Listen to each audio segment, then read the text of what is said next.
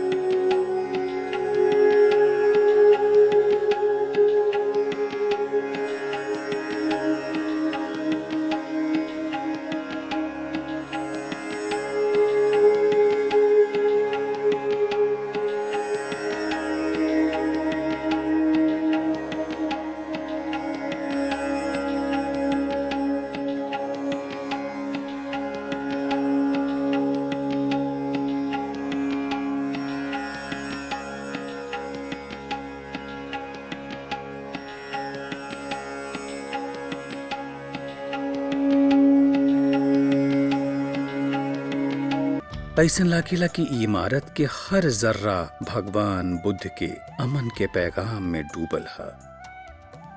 हर तरफ सुकून देवे वाला शांति यहाँ बसेला। एकरा पनाह में बिताइल हर लम्हा सांस के रूहानी खुशबू से महका देवेला। सिक्किम के राजधानी गैंगटोक के नजदीक एगो पहाड़ी पर बनल इ मठ सारा दुनिया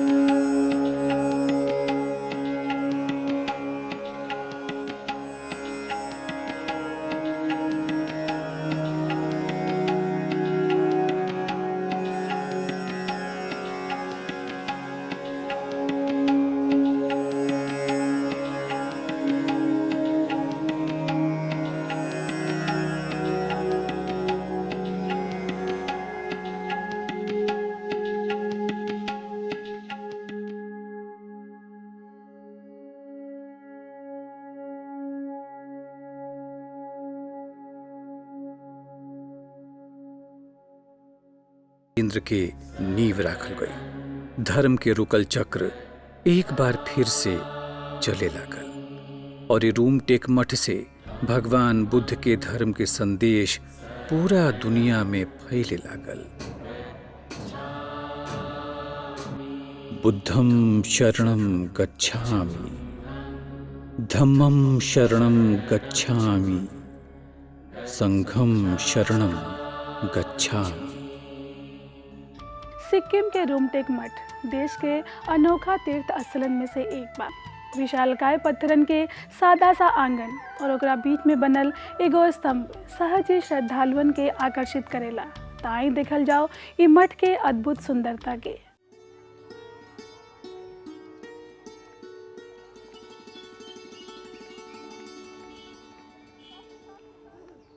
जग की हलचल से दूर यह मन को मिलती विश्रांति, इसकी पनाह में आकर आत्मा स्वयं को है पहचानती। रूमटेक धर्म चक्र केंद्र के मुख्य मठ धर्म और कला के नायाब संगम है। मठ के प्रवेश द्वार के मनमोहक रंगों की निराली छटा देखते ही बनेला।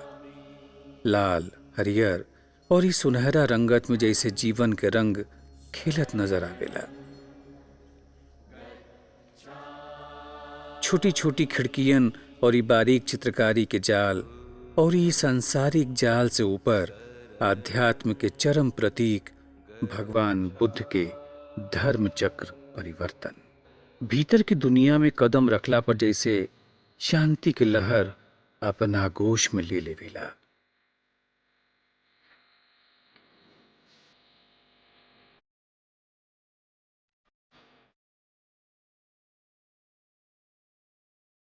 विशालकाय पत्थरन के सादा सा आंगन और एकरा बीच स्तंभ सहज ही आपन ओर खींच लेवेला। चट्टान के टुकड़न से काट कर बनावल गई चौकोर स्तंभ पर मंत्र अंकित कइल गइल बा।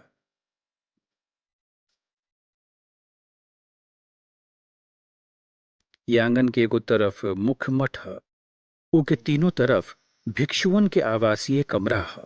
एक योजना ए तरह से बनाई गई है कि यही कमरा से मठ के चार दीवारी भी निर्मित हो जाला। एक सफेद दीवार के शादी के सिलसिला के तोड़ेली ये रंगीन खिड़कियां। ये भवन में भव्यता की जगह सुष्मिता के तरजीह दियल गई है।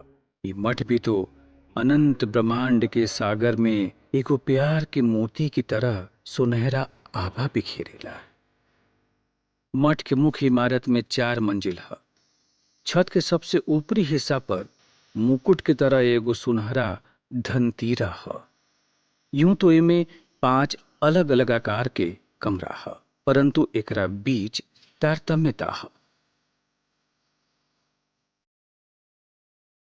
एक नीचे के मंजिल पर रिग्ध चौखोर जे प्रतीक है बुद्ध धर्म परिवर्तन की। भगवान बुद्ध के प्रथम उपदेश के चक्र से दिखावल गई बा, जबकि 2 हिरन सृष्टिकर्ता ब्रह्मा और देवराज इंद्र बाटी जौनी इनके शिष्य के रूप में है।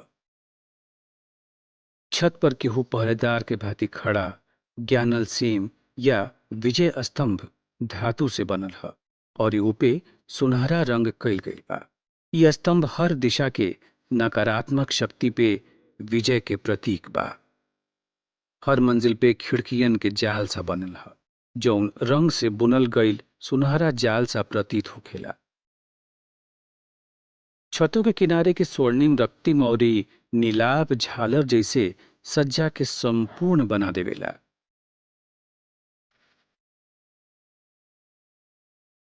छत के सुनहरा ग्रिल मठ के बाहरी अलंकरण में कलात्मकता के तत्व जोड़ेला। मठ के भीतर जाए के खातिर एगो बरामदा भी है। एकरा बाहरी हिस्सा पे पाकीज़गी के अक्स सफेद कपड़ा पर सत्य के प्रतीक नीला रंग के धार्मिक आलेख अंकित कइल गइल है। ई बरामदा के खंभा जालीदार बा, जौना के खूबसूरत ग्रिल आपस में जोड़ेला। बरामदा के अंदर और एगो अलग रंगन से भरी दुनिया से सामना होला। समृद्ध रंगन से सजल भित्ति चित्र प्रवेश द्वार के गरिमा बढ़ावेला। दरवाजा के चारों तरफ दीवारन पर चारों दिशा के संरक्षक विरोधक, विरूपाक्ष, धृतराष्ट्र और वैश्य श्रवण के तस्वीर खड़ी मुद्रा में बनावल गई है। मिथक है कि गौतम बुद्ध के ज्ञान मिले के बाद ये सब उनकर हर मंदिर और मठ के सुरक्षा के आश्वासन देले रहले। छत के खूबसूरत कलाकारी के नमूना देखकर आश्चर्य और ई श्रद्धा के मिश्रित भाव मन में आवेला। बरामदा के बाईं तरफ एगो विशालकाय धातु के ढाल रूपी घंटा बा। लकड़ी के बनल मुख्य द्वार के चौखट पर बारीक चित्रकारी कइल गई है। एकरा अंदर हॉल के नजारा अद्भुत लगेला। चित्रकला के करिश्मा, परंपरागत अलंकरण, बेमिसाल कलात्मकता, तिब्बती वास्तुकला और ये एगो शांत निर्मल कहानी, माहौल के एहसास, लफ्जन के सारी दुनिया भी यहाँ नतमस्तक होकर खामोश रहे के चाहिए। अंदर आते बाईं तरफ से पौराणिक तस्वीर के सिलसिला शुरू हो जाला। सबसे पहले लाफिंग बुद्धा और इनका के जीवन से जुड़ल लोग के भित्ति चित्र इ धर्म के पूरा इतिहास के समाहित कैले ह। एकरा आगे चले पर शीशा से टकल छोट छोट आला बनल बा, जेकरा में पवित्र धार्मिक ग्रंथ कख्युंग और तंगयूर के संग्रह बा। हजार बुद्ध के सुनहरा मूर्ति रखल गईल ह, जौन ई युग में हजार बोधिसत्व के आगमन के प्रतीक बा। आगे पूजा में चढ़ाए जाए वाला तोरमण रखल ह।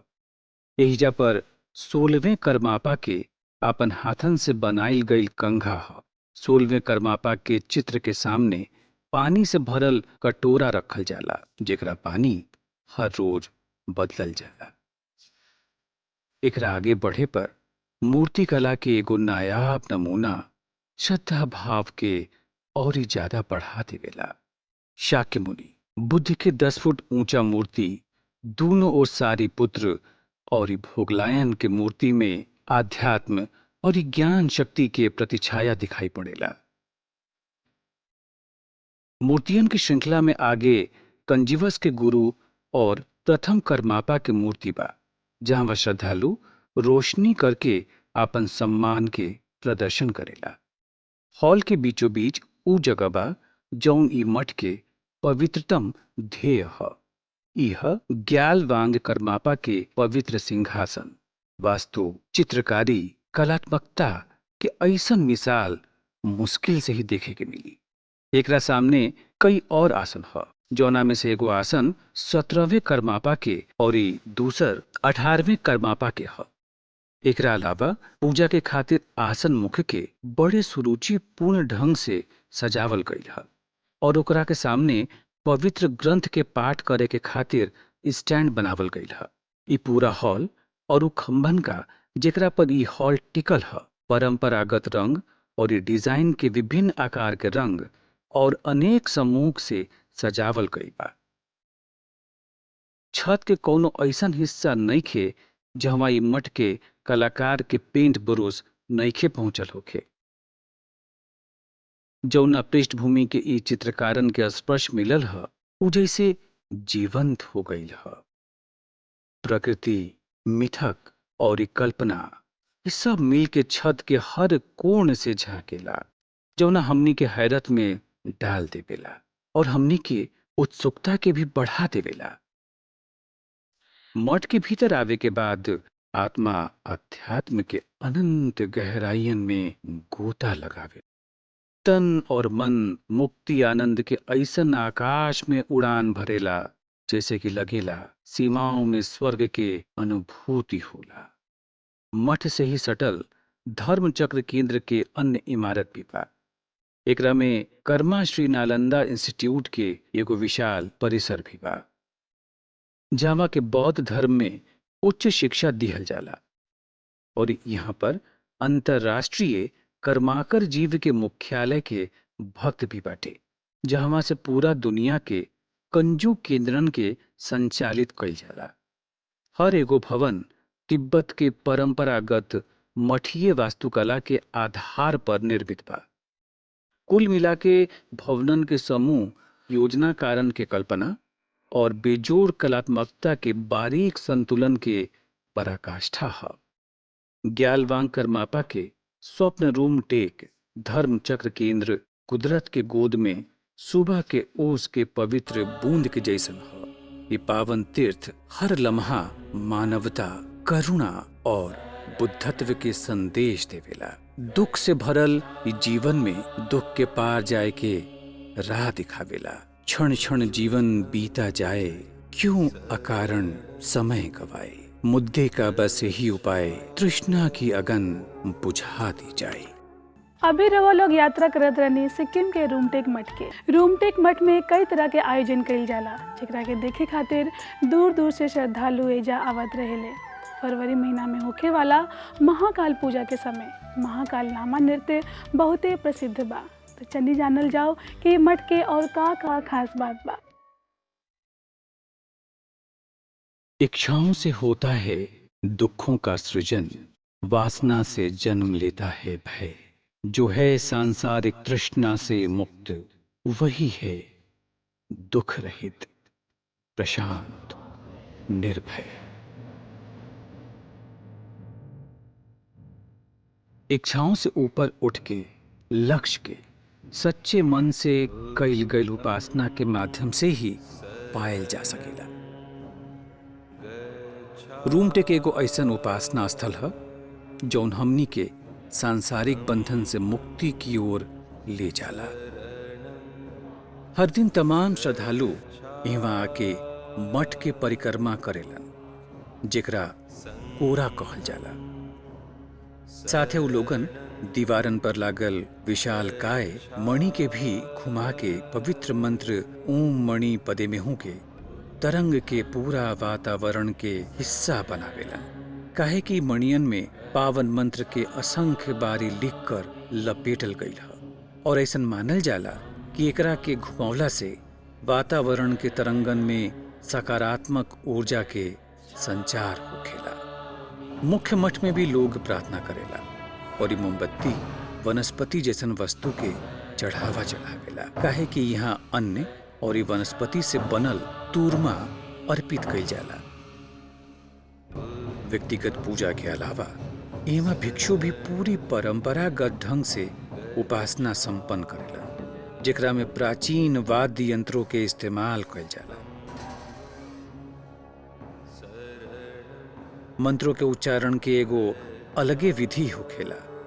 प्रार्थना में खोवल भिक्षुअन के चेहरा पर एगो दैवीय प्रकाश, संतुष्टि और सादगी के भाव सांसारिक जीवन में लिपटल होखे के निरर्थकता के उजागर होखेला। भिक्षु केहू दूसर के कहे पर भी प्रार्थना पूरा करेला। तिब्बती नववर्ष उत्साह यहाँ बड़ा धूमधाम से मनावल जाला। एकरा अलावा महात्मा बुद्ध के जन्म, ज्ञान प्राप्ति और परिनिर्माण के दिनों पर भी यहाँ विशेष पूजा और सांस्कृतिक कार्यक्रम होखेला। साथ ही साथ 11वें करमापा के जन्म दिवस ई मठ में एगो उत्सव की तरह मनावल जाला। हर साल फरवरी महीना में महाकाल पूजा के वक्त महाकाल लामा नृत्य एगो विशेष आकर्षण होखेला।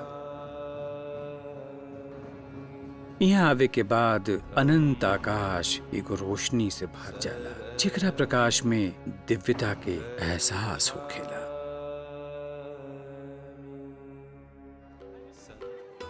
रूमटेक बौद्ध धर्म तिब्बती अनुयायी खातिर एगो तीर्थ बा, जेकरा कारण ई लोग यहाँ पर खिंचत चलत आवेले। हवाई मार्ग से आए वालन के लिए बागडोगरा सबसे नजदीकी एयरपोर्ट बा। यहाँ के लिए नई दिल्ली, कोलकाता और पटना सहित कई शहरन से सीधे फ्लाइट लिहल जा सकेला। बागडोगरा से गैंगटॉक तक हेलीकॉप्टर सेवा के जरिए भी पहुंचल जा सकेला। न्यू जलपाईगुड़ी सबसे नजदीक के स्टेशन है। राजधानी एक्सप्रेस के द्वारा देश के सभी बड़े शहरन से यहाँ खातिर सीधा ट्रेन चलेला। एकरा अलावा गैंगटॉक तक रोड के रास्ता आवे वालन के लिए बहुते अच्छा बा, जो सीधे कोलकाता, सिलीगुड़ी, दार्जिलिंग से जुड़ल बा। गैंगटॉक से रूमटेक तक पहुंचे खातिर टैक्सी आसानी से मिल जाला। राज्य परिवहन के बस भी नियमित रूप से चलेला। रुके के खातिर रूमटेक में ऐसन होटल मिल जाई जहाँ आधुनिक सुविधा के साथ ही साथ अच्छा खाना भी रउआ के मिली। धर्म चक्र केंद्र के भी आपन होटल है। ओम मणि पदामि होम, हवाओं में, फिजाओं में, भिक्षुओं की उपासना में, ध्यान में, विपासना में, संगीत में, रंगों में, रोशनी में, घूमती मणियों में। ओम मणि पदामि होम।